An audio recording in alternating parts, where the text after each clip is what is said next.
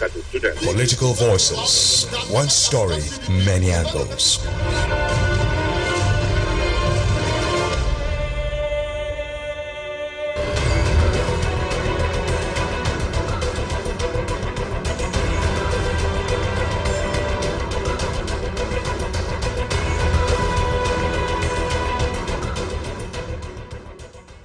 Good morning and welcome to Political Voices on 92.5 Enugu's Dream FM.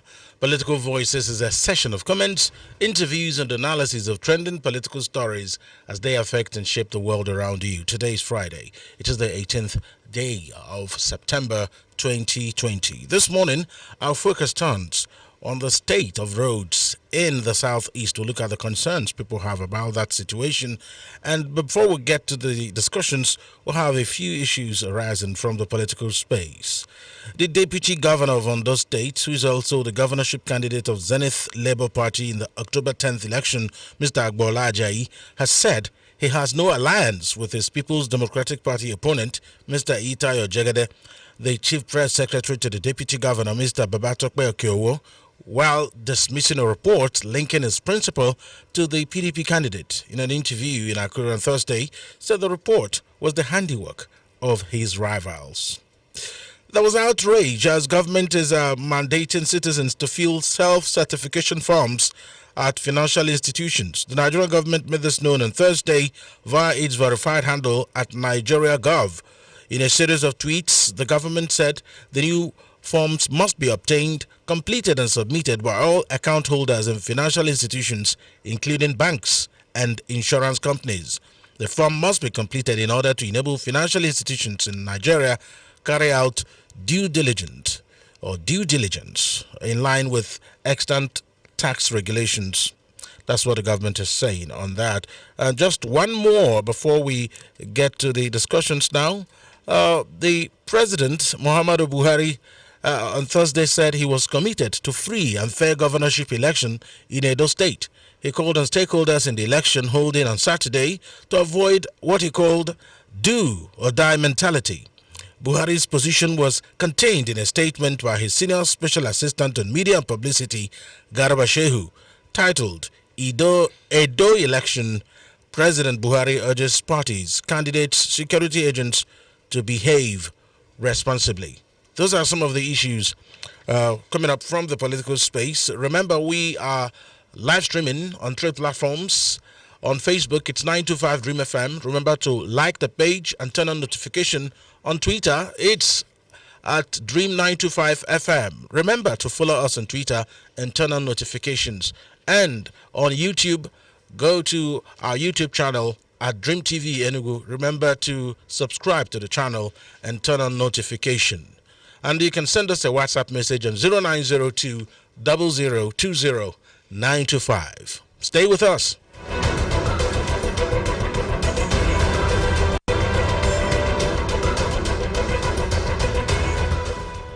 Some say it's the roads that lead to nowhere. That's the state of the roads in the southeast of the country. And it is roads are classified into federal, state and local government categories. Usually, federal roads connect one or more states to another. Such roads are often constructed or rehabilitated by the federal government. State roads link one or more local governments to another, and state governors have the responsibility to construct or repair them. Similarly, local government roads connect communities and states, or local governments have the constitutional responsibility to repair them. Now, we are focusing on the state of roads in the southeast. And now we're talking about Abia, Anambra, Enugu, Imo, and Ebonyi states.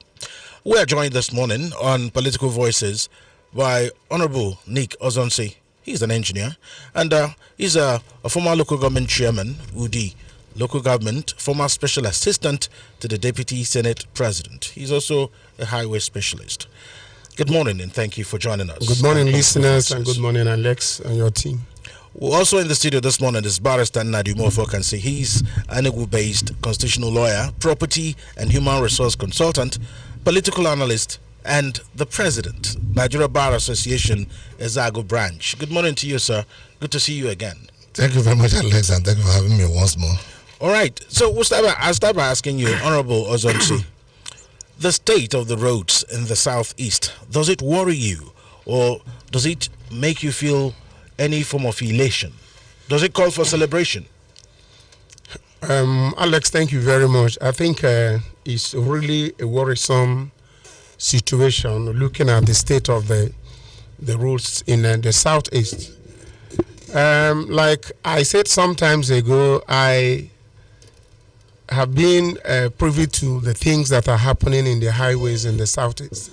Having been the secretary to the Southeast Zonal Ministerial Monitoring Team Office of the Minister for Works and Minister for Works, then Nonumeme, So we had an assignment to go through throughout the whole southeast and look at the situations of the road. It's nothing to write home about. The situation of roads in the southeast has so degenerated to a situation whereby even the earth road we make in those days before the earlier time of civilization, it's becoming even better than what we are seeing now in the southeast. And generally, you agree with me that from here to Port Harcourt and from here to Abuja, from here to Onitsha or Benin, and from here to Ebonyi, though the federal government have done one or two things to put some of these roads, put them in a repair shape or in a good position, but then the deterioration continues. And also, there are some that have been left unattended to, and there are some, where the federal government has actually given contracts, and these contracts seem not to be moving. So as we go on, we look at the reasons why some of these things are this way. All right, then. Thank you so much, Honorable Ozonsi. Barrister Nadimo Fokansi, you use some portions of the southeast roads. Talk to us about your assessment of these roads, because you are from the southeast. So does it call for celebration what you see? Well, I think the controlling word is deplorable. The southeast roads are all in deplorable states, all of them, without exception. Excepted there is gradually getting a little lease in Ebonyi State. But the issue is that if we want to talk of roads, we don't talk of these roads without looking at the dramatic personnel that actually played their part in either making the roads worthwhile or making the roads deplorable. There are 5 states in the southeast. We have, like you mentioned earlier in your introduction, have Abia, Anambra, Ebonyi, Enugu, and Imo. These are the 5 southeastern states. First of all, I think it is nice today that this program is like a homecoming. Hitherto we have been discussing Abuja, talking we accepted what concerns the federal government, concerns us in Enugu State here or in southeast. But you don't leave the log in your own eye and go to remove the peck in another person's eye. Good thing we are talking about southeast today, and we shall from time to time interlace it with our traditional language of Igbo, because many people may not understand the standard of English we speak here. But nonetheless, I will just have to look at the thing from your question point of view, whether it is something to write home about. Of course it is not. So if you look at the dramatic personnel that played a role, let's just start from Abia. Because I think whenever I come here, I keep on telling people, I think Abia is one of the most unfortunate states in the southeast. Beginning from Ojo Zokalo to Theodoji and now Okeze Ekpazo, I think that is his name, that the current governor of Abia State. Just take a drive into Abia State. You just weep. That is the truth of the matter. At least in Enugu here, we are still enjoying some little legacy of the one of the past administration. At least we are.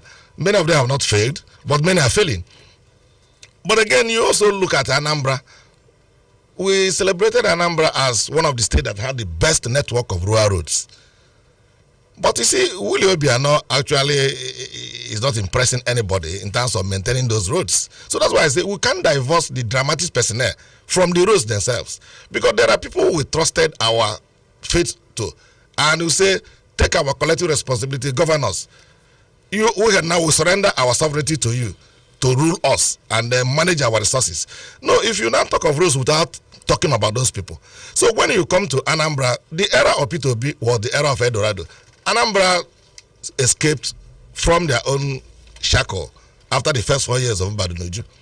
Luckily for them, I think it is only in Anambra, southeastern Nigeria, where you have about 1, 2, 3, 4 governors for the few dispensations we had from 1999 to 2019 and 2020 now. So, at the era of Ngige, first of all Ngige, because it was Ngige, the push for Ngige, to align himself with the dictates of the Godfathers, that now made the young man say no. Rather than align myself with the Godfather, let me align myself with the people. So in Anambra then, when Ngige was in power, if we come to Anambra where roads are being constructed, you see the signpost there. Anambra people's money at work, not men at work. So it is their money that is at work. So he will tell you are spending your money. And Ngige, for crying out loud, you see his style was something every other person should have emulated. He will leave his office. This issue of people coming to see governor, coming to felicitate the governor, coming to click champagne, he will drive to wherever he has a contract site. He will go and inspect the road himself, even though he's a medical doctor. But he knows a little bit of what goes on. So the supervising engineer will not say, Your Excellency, we have seen the road. It is in perfect condition. Tomorrow, rain will wash it away.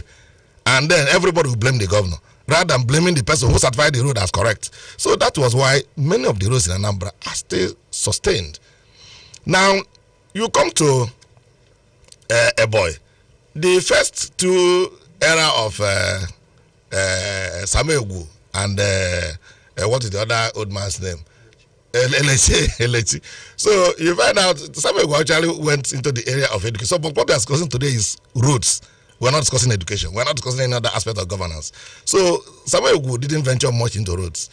The other man who came after, Elechi, who came after him, I don't think he has road in his itinerary at all. It was lucky for them in Ebonyi State that the man who came now said, no, this is a kind of social infrastructure. I have to put it in place. That's why Ebonyi is ranking best in terms of infrastructure. We're not talking yet about poverty reduction. Let's look at infrastructure development first. So now you come to Enugu, where we are, which is supposed to be the hub of southeastern states. The past administration did wonderful jobs in terms of road rehabilitation and construction. But the present one, you can find out that besides the Make a Hay, which has sustained test of time for at least a year plus, the other ones that are being constructed get washed away in no distant time. And this reminds me of those days when we were in secondary school in my little village in Olo in Ezek. One teacher who teaches mathematics came to class and asked the students, if it takes one man 10 days to do a piece of work, how many days would it take 3 men to do the same piece of work? The student actually got the thing interpreted in Igbo language. He now told the teacher not dependent on all. The teacher said, how do you mean? He said, if it is our people who doesn't eat good food to go to farm, they would be there for the next 1 year. But if it is our Abakaliki boys who come here for commercial farming, you send them there, you pay them, they finish the thing in 1 day and take their house and go home. The teacher looked at her, I tell you are stupid. I told this now that I now saw that the student wasn't stupid. Because it depends on who is doing the work. If it takes one governor 8 years to put all the roads in good shape, how many years will it take another governor to make sure the roads are in workable condition? These are elemental mathematics we have to ask ourselves. So you find out that of Enugu, majority of the roads, there was a time one of our distinguished commissioners was here with me. I told him that many of these roads we are talking about are failed. They were considered by the past. He said he doesn't want to compare regimes. I said, no problem. But now go in there and make sure they are in working condition. Like we talked about even the urban roads. Urban roads in Enugu here, many of them have gotten to a position of no return. If you veer away from Idori Valley out, that is the Abani Road, via Mekebila, then the one that links Meniru to cut off the mayor hold up, that one has gone back, like engineer said. The old earth road we do in our forefathers' days is now better than that one because nobody drives there. This I'm talking about Enugu urban. I'm not talking about other village roads yet. But this is a place where we shall still suggest solutions because this place is not we're not prophets of doom. we must have solutions to or suggestions to the administration on what to do for these roads. So to round it up, you go to Imo. Imo is as good as a far cry from. In fact, the difference between Imo, roads in Imo State and roads in Abia is the difference between Christmas Day and 25th December. If you know the difference, that is the difference between the two places. So you find out that it's like we're a cost kind of people. Now, the federal highways that traverse the southeast states, the major one being the Onitsha, Enugu, Port Harcourt Express. There is, like engineer said, construction work is going on. But the kind of slow pace with which those people are rehabilitating that federal road, you tend to wonder, is it not the same road that Shagari did in 1982 in less than 1 year from Enugu getting to Port Harcourt? You now wonder, to rehabilitate from Onitsha to maybe Enugu has taken them close to 5 years. They'll do one portion and leave the other portion. So, my brother, the issue is that we are not only that we are in a siege from a lot of forces, but we're also in a siege by ourselves. We are under siege by ourselves. Okay, then. Honorable Nick Ozonsi, why do roads fail? Because in Enugu, for instance, we've had such issues. What would really cause a road to, after construction, either it's washed away by rain or it's blown away by the wind, like what we witnessed in Abia State from the video and pictures that were circulating, a road that was washed away by the road that was blown away by the wind. Even though they say it's not in Abia, well, somebody had debunked it. Nonetheless, well, I mean, but the fact that the road was blown away by the wind, yes, and whether in Abia or anywhere, it was in the southeast. So please talk to us about what could make a road not stand the test of time. Thank you very much. There are a lot of conditions or reasons why roads fail. Number one, and that is very important, is the design of that road. Every road that is constructed has a design life, has a design load, what we call the design wheel load, that is the weight that road can carry, and the number of years that road can stay without being touched, without being, reconstructed or worked on. That's the most important thing, the design of that road. And if the design parameters are not being followed during construction, it's one of the things that can cause a road to fail. Number two, in designing, the geological condition of every area is put in place. I'm talking about the soil profile. So at different kilometers or different meters, the soil textures are being taken to the laboratory for examination.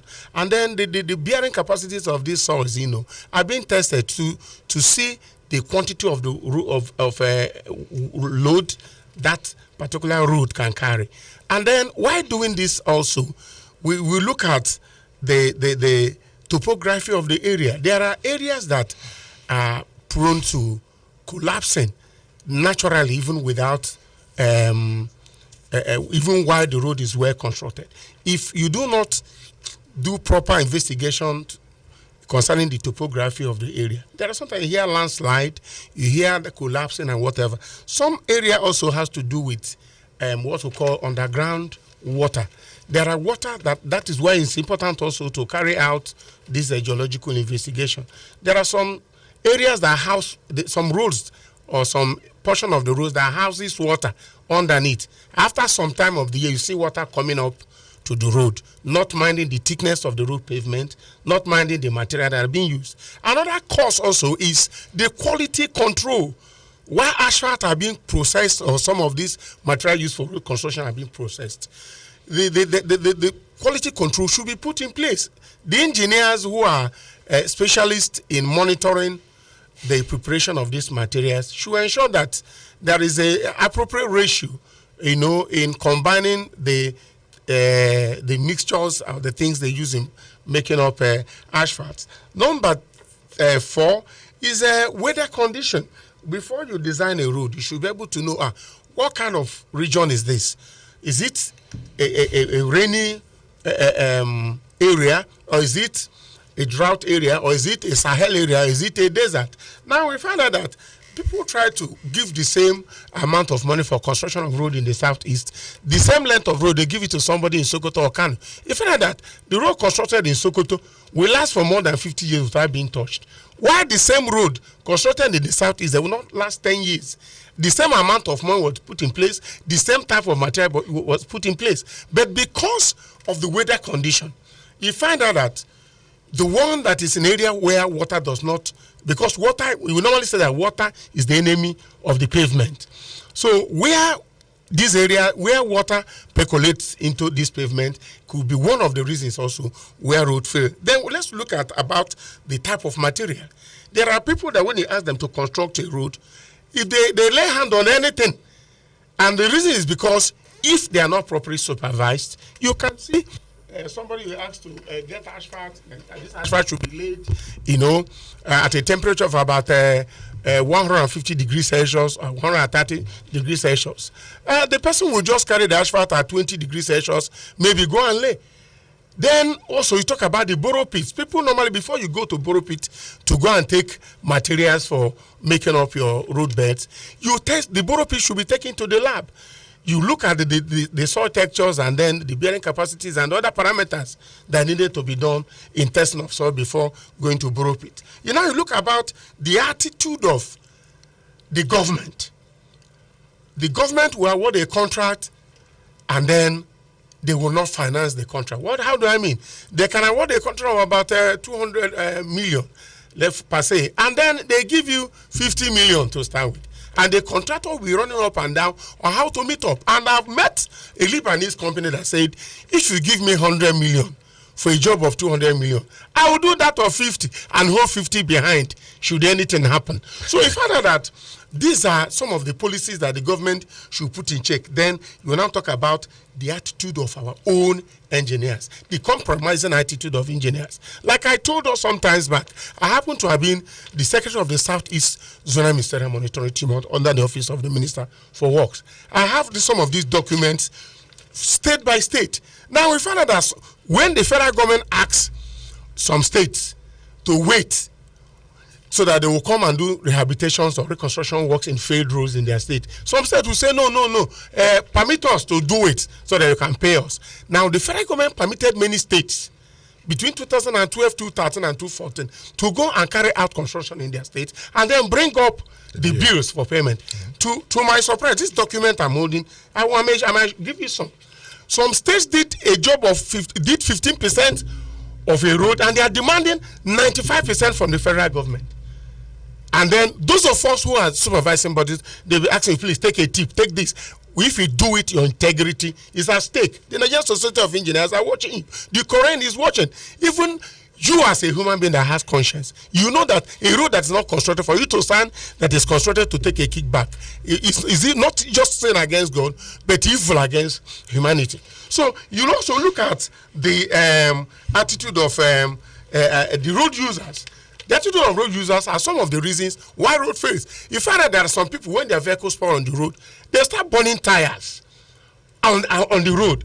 By the time they are burning tires or burning things to alert oncoming vehicles that their vehicles had problem on the road, instead of the normal triangles or normal light they put on the road. By the time they finish burning this portion of the road and remove it, after some time, you find that that particular portion of the road, when the bonding strength of the asphalt and the chippings and other things that made up the asphalt will start, breaking off.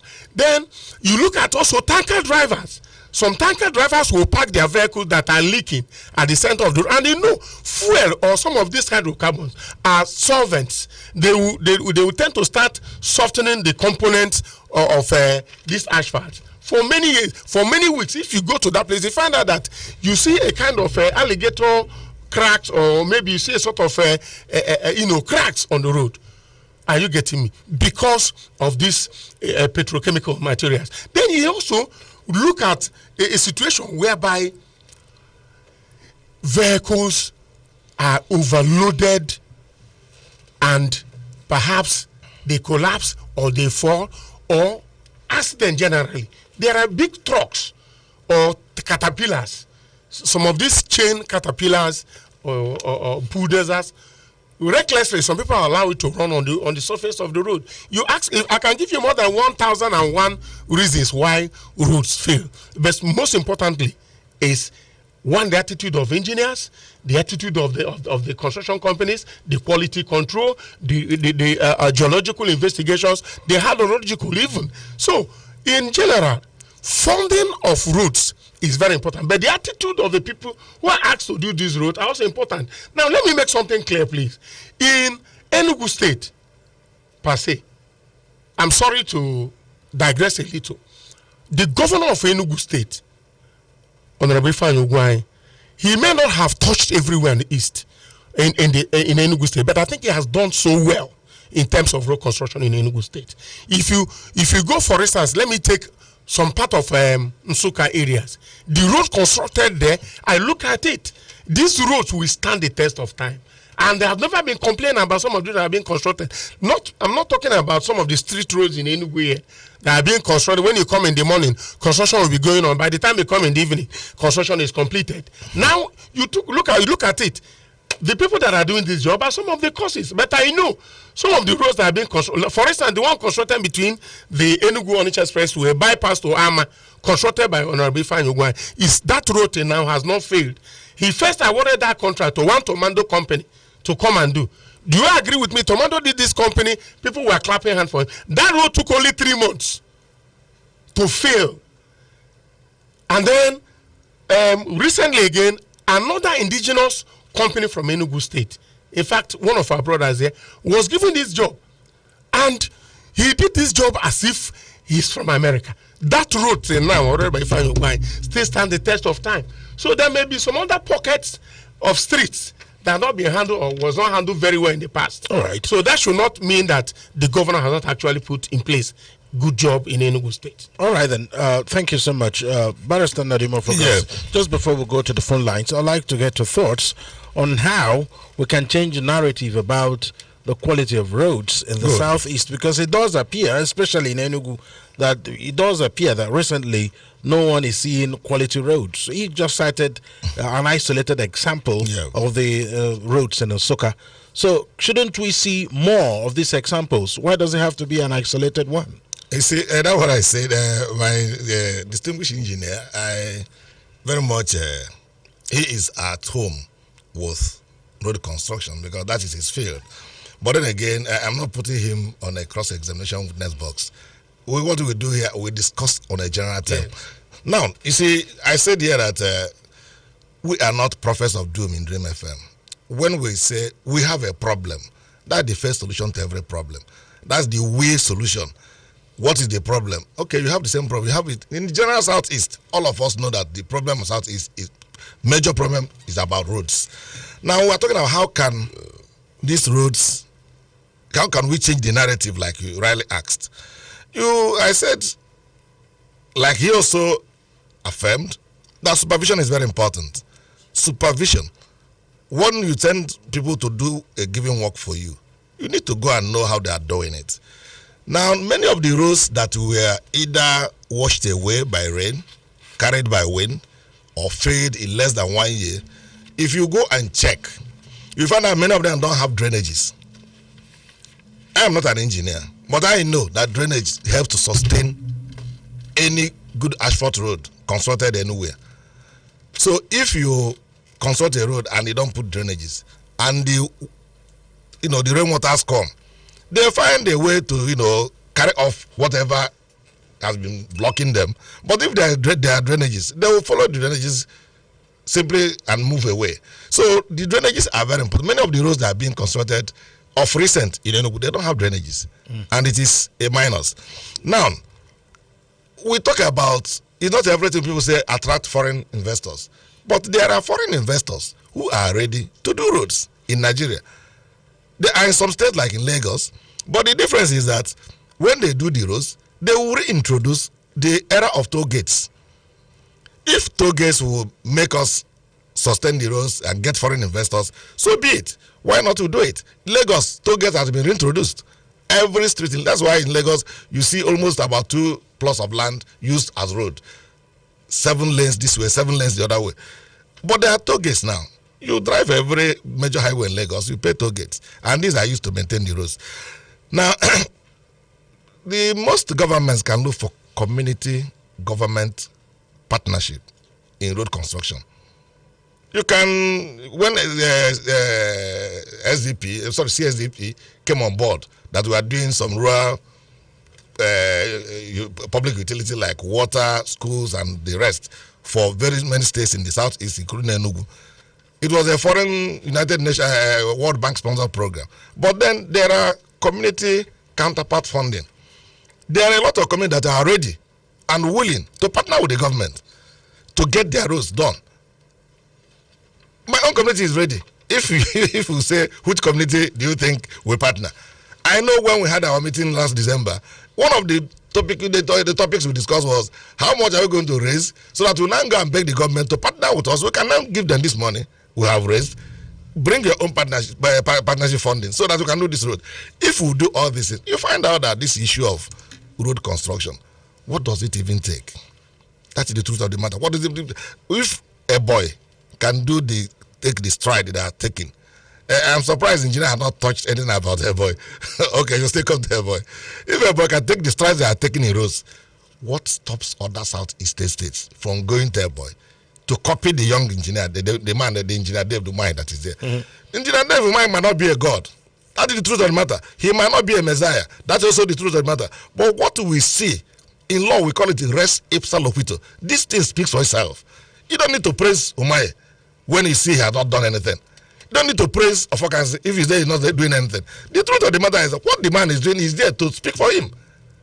I don't need to start blowing the man's trumpet. If you want to check. I told you to be one day here. I went for the case in Airboy. After the second toll gate, I had to pack. I called my client. I'm lost. He had to come to where I was, pick me up. A boy of yesterday that was not even as big as a Enugu North local government. So you can see the transformation that can come in if somebody has the will. The willpower is one thing. The willpower. The other day I also talked about handlers. I keep on talking about it here. Handlers of most of these state governors are not impressing me. If your handlers are not doing well and people are crying that as we are crying in radio station like this, you step out to yourself as the governor. Forget the handlers who are handling you because they may be feeding you wrong information. I said it here some time ago. Because many of the governors may be in that place. They cannot be everywhere. They are human beings. That you are a governor of a state doesn't mean that you will be in every street every day. It's not possible. The handlers are the ones who blame. But if you now find out that your handlers feed you a different information, and they feel as you get from the outer public is really a different scenario, you step out yourself like Igige did.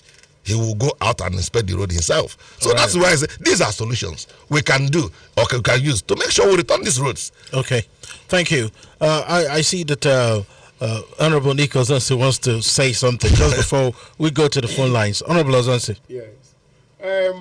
Like I said before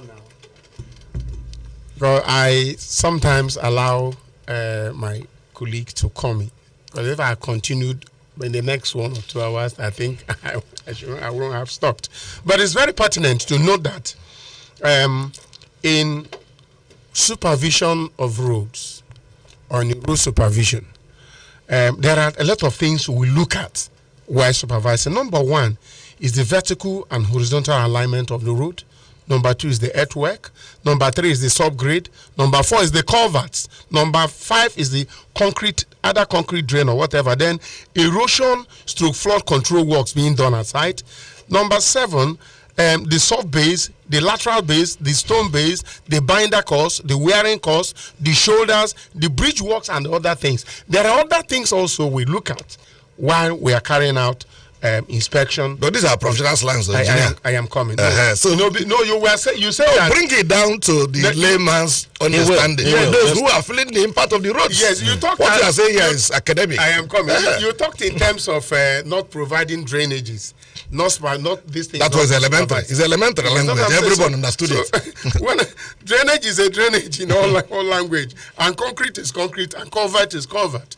So these are some of the things that engineers should, because we are looking at how we can eliminate some of these situations. So any engineer that's going for supervision, look at these 10 things that we have just mentioned, and then also look at even the quantity or the quality of equipment by the construction company. There are construction companies that only exist in documents and in papers. By the time you ask them, you give them a contract, they start hiring equipment. That is why we do not just assess construction companies by the road we seen. We ask them to go and show us, if you're a good engineer, to show your project site yard, to show your moving equipment, to show your hauling equipment or haulage vehicles, maintenance workshop, material testing laboratories, asphalt plants, concrete batching plants, and so on and so forth. So there are certain things that engineers should do to ensure that a construction company is a construction company, not a woman that is selling banana. And then a contract was awarded to her because her brother is a governor or her brother is a whatever. Then also, you look at the quality of work. Let's now come to what my brother mentioned. I said it before now, though he was not with us today. I have been to Ebonyi State. I have transversed all the construction work done in Ebonyi State. Dave Umahi have done so wonderfully by doing what we call, he did concrete pavement, or what we call rigid pavement. That is, he used concrete instead of asphalt at the top, before asphalt on top. So he did what, and when you see the thickness of the pavement, that's the thickness of the concrete with the metal mesh on the ground before the deposition of this concrete, you will give him a cradle. He did so wonderfully in road construction. I have gone to not just constructing road here and there. There is a time when there are a lot of road networks in Enugu, but within 6 months, some of these roads failed. So if you go to Ebonyi State, I am not saying it because somebody said, I am not from Ebonyi, but I have tested and I have tried the road constructed by Dave Umahi. Dave Umahi has a determination to keep Ebonyi Road 50 years without being reconstructed or without being maintained. So if other governors can take through, not just Enugu State, quite all right, it costs much. But if he can do 1 kilometer road that can last 20 years, to save cost, then another person will do 30-kilometer road that will not last for 2 years. I think that 10-kilometer road that will last for a long time is a better road to be constructed. So I borrow the idea that we should. And just one question to the engineer again. Please go ahead. Because we are talking about solutions. Yes. Assuming, without considering the fact that you engineers, somebody supervised a road and the road failed in less than 1 year, what are the disciplinary measures that are applied to such engineer that certify that road as worthy? Okay. Leave the governors alone. Now, somebody certified. Yes. Now, if a road failed, you do not go to crucify an engineer. Okay. If a road failed, investigation panel will have to be sent. We have what we call the pavement evaluation unit in every state or even at the federal level. People will be sent to go and find out the cause of failure. One, you check whether the cause of failure is as a result of poor supervision or the cause of failure is as a result of something that came up, like water pocket, like landslide. For instance, Ugbo Onyama, let me give you an example. There was a time when Ugbo Onyama was, every time it fails, before now. And then a particular portion of the road, which is close to about 500 meters or 1 kilometer, we send people for investigation, and we'll find out that there's a kind of there's a sort of soil that needed either to be reactivated using a different type of soil or importing other different type of soil. Now, if an engineer is being condemned because of what happened there, you find out that you just killed the engineer for nothing. Something just came up. So who takes liability? All right. I want to know who takes liability. Nobody takes liability except if you discover that it is as a result of supervision. The engineer will be held. Let's get to if it's as a result of quality control, yes, the company will be held responsible. Of course. If it's as a result of lack of finance, the government will be held responsible. Okay. All right. Gentlemen, yes, they always say that everything rises and falls with leadership. It would be difficult, really, for anybody everybody to ascertain if a project is failing consistently, for the whoever is in charge not to take responsibility for that. But we'll come back to get your thoughts on that now, because we've been talking for a pretty long time. Let's bring in the listener to the conversation. Or you can call us on 0809 8888 or 0811 2925 925. We're focusing on the state of the Southeast roads. In the studio this morning with me is Honorable Nico Zonsi and Barrister Nadume of Fokansi. And we are on Facebook, we are on YouTube, and we are on Twitter live. Talk to us. Hello. Good morning. Yeah. Good morning. What's your name and location? You're welcome. Please keep it short. Yeah. I want to candidate in the studio, most especially the barrister from Ezeabu. He's doing justice to the... Please go straight to your point. That, our leaders are not sincere to themselves. That's why you see all these things. They back when they award contracts, and that's why those contracts fail. They do shoddy jobs, and they know that the job passion. So that's the major problem we're having in this country. Have a good morning. All right, and thank you so much. Call us on 0811 2925 925 or 0809 8888 925. All right, then. We will take messages on our Facebook live stream. Chukwebuka Chukwudi says, good morning, Alex and gentlemen in the studio. To my humble opinion, poor roads infrastructure lies in the hands of citizens, carelessness, and government bad leadership. For instance, there in Anambra State, our federal roads like Enugu Expressway are nothing to write home about. The current leadership is not helping the situation at all, coupled with COVID-19, which suspended major ongoing construction. And Philip Abuta says, my concern is not even the poor standard of these road contracts with no supervision, but the contract sum involved in road construction, like a kilometer of road with a specification and a great deal of talk he's bringing in here. But he's talking about supervision and the money involved. Hello, good morning. Good morning. What's your name and location? Yeah, my name is from Nairobi. You're welcome. Keep your contribution short. The problem of the road we are having, the bad road we are having, is government itself. Why? Because you cannot give a contract to worth 10 million naira and you give some and the sum of 5 million naira. How will you use 5 million naira to do contract that worth 10 million naira? That is the problem we are having. And you know about it. So if they don't believe that, then who is going to probe who? Because the government is aware of the money they give to them. The man will do everything they like and take the money and run away. Thank you very much. All right, thank you so much. On WhatsApp, this one says, good morning, Alex and gentlemen at the studio. My humble opinion, poor road infrastructure lies in the hands of citizens. Okay, I think we've taken this message. This person sent it 2 ways. That is Chukwebuka Chukwudi in Oka. And more messages here on our Facebook live stream. Maxwell Evaristo Sekene says, good morning, Alex. The problem with Southeast governors is that they have simply refused to salvage the situation of our road infrastructure because they lack prudence in the management of resources, which they receive from Abuja every month. All right. Okay, then. So we have more messages. So we'll take some more calls here. 0811 2925 925 or 0809 8888 925. All right. On Twitter, at Dream925FM, this one says, good morning. The state of roads in the Southeast is as a result of bad leadership. If only Southeast governors can unite, seriously, this is not a big deal. Southeast has all it takes to get the roads fixed.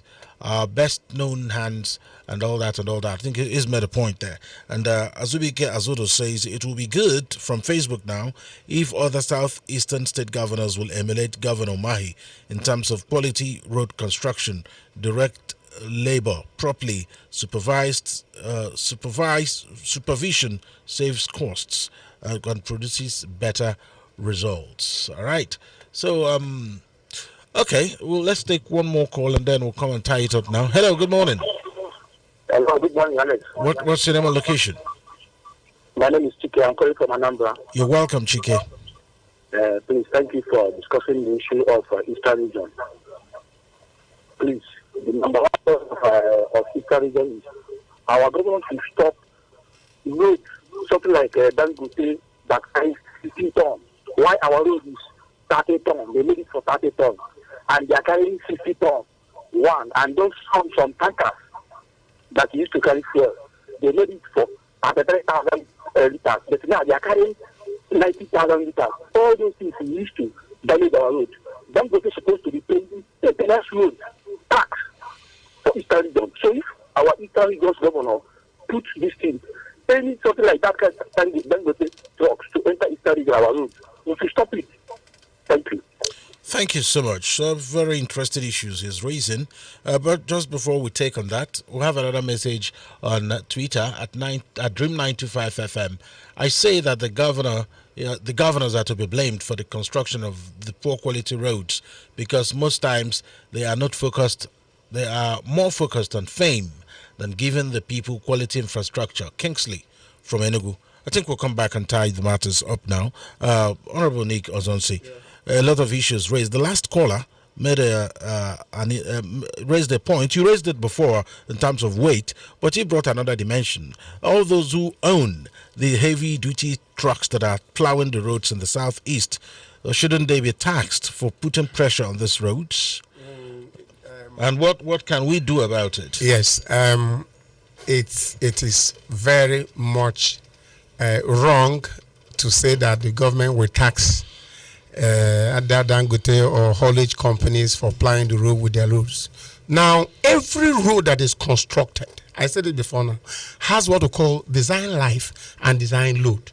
So it's only when the federal government notices that the road has been designed to carry maybe 1,000 tons or 20,000 tons, then somebody is now bringing in about 50,000 tons. So the roads in Nigeria, especially the major highways, are designed to carry the loads of these tankers and trailers. So talking about going to tax somebody who is carrying a trailer, a tanker, plying the road is very wrong. It has no constitutional backing. It will be barbaric to ask somebody to pay for plying the roads with heavy loads. This load is just like in a stadium. Every stadium that is designed based on the number of people that will come into that stadium and the weight, average weight of people coming into the stadium. And we have what we call safety factor in designing. Safety factor means giving a little giving allowance, close about 20 or 30% of what the number should be. So in designing a road, if the design load is like maybe 10,000 tons, they used to add like 10,300 tons to ensure that there is even enough allowance. So the same thing is applicable to stadium. When a stadium has a capacity of 20,000 persons, allowance of 20,000 for 25,000 people are being made. So that should be right off. Then is talk about the governors. The governors they want.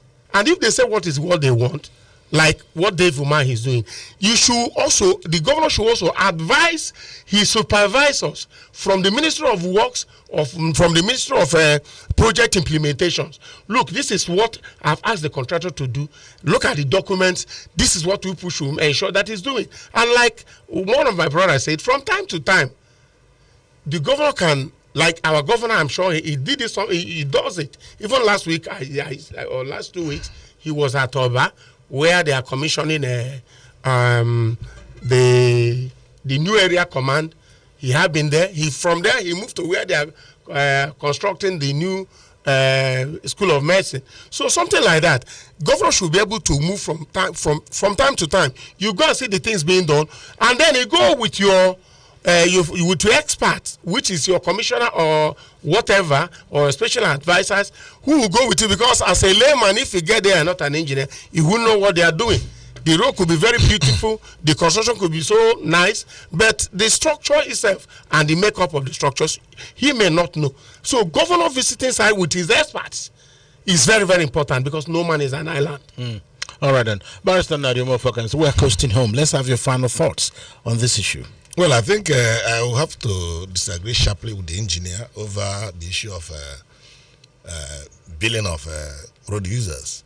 I think it is only in Nigeria now, with the exception of Lagos, that people operate toll-free roads. No road anywhere in developed crimes you drive without paying tolls. But the question is, these tolls that we are paid when we had toll gates, how were they managed? If it was just to settle political allies, then it is as good as not installing the toll gates. That is my own take on that area. The issue is that the people who also use the road, like some of our callers said, contribute to the decay in the roads. Like engineer also pointed out, people burning this and doing that on the road. But then the question is, whose responsibility it is to ensure that people don't abuse the use of the roads? Is it the police? Is it the road maintenance agency? Is it the federal minister of works? Is it state minister of works? And are they actually carrying out these responsibilities? What we are saying is that when roads are poorly constructed and the roads fail, it is also a death trap. We don't look at it from governors' non-performance. We look at it from the point of view people going to lose their lives there. Accepted accidents happen in very good roads, but then the one that happened in horrible roads are more. You can see the Ugwoyama example. There is no day that passes that no one trailer or there that doesn't fall there. You find out that people now have to divert to go to get to 9th Mile with all the plethora of road checks and bombs placed on that road. You have to bear it. Because if you risk going through Goyama, you also, it is the journey of, if you come back, we thank God. If you don't come back, so be it. So people try to take a softer area. So what I'm saying is that these people should know that, like people talking about federal road, like he said, and you know, we didn't dwell on it because we have no time. Like I keep on saying, this 1 hour is not enough. He talked about the federal roads that were reconstructed by the state governments. Yes. They constructed 50% and wanted to get payment for 100%. You now ask yourself, even the state government who are asking to be refunded this money, the roads, the federal roads are passed through their states. Is it Buhari in Abuja that come to use the roads? It's not their own people too. So they can construct these roads and give the exact amount. All right. So that the federal government can reimburse them. So that the other ones can go on. You see the Oka Express, the portion of Oka in Anambra State. It is federal road.